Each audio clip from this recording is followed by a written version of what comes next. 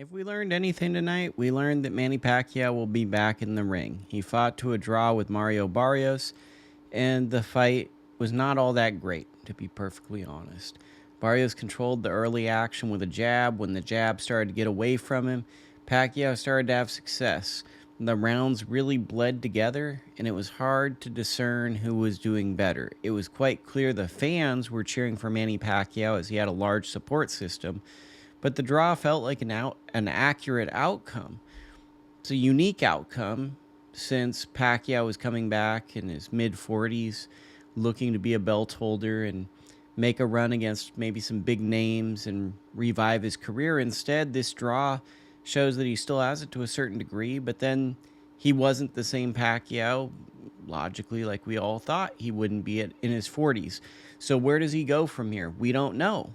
It's a strange situation. You never planned for a draw. As for Barrios, this is his second consecutive draw. He fought Abel Ramos, dropped him, felt like he was in control, and then that fight got into a draw.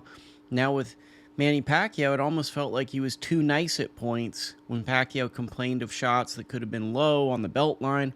It seemed like at times he would listen to Pacquiao and wouldn't show maybe a killer instinct or look to weaponize his youth and put pressure on Pacquiao, possibly because he's just a genuinely decent person, and that's actually not a bad thing in life, but it might hold him back in certain moments as a boxer.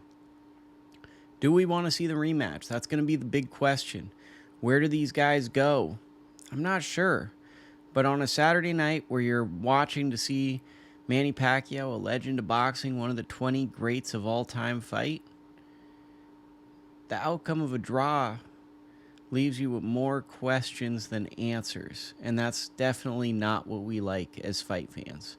We like to tune in on Saturday night after we work a long fight week to figure out how good these fighters are or where they fit into the weight classes, not to wait for Monday morning to talk about what could happen in the future.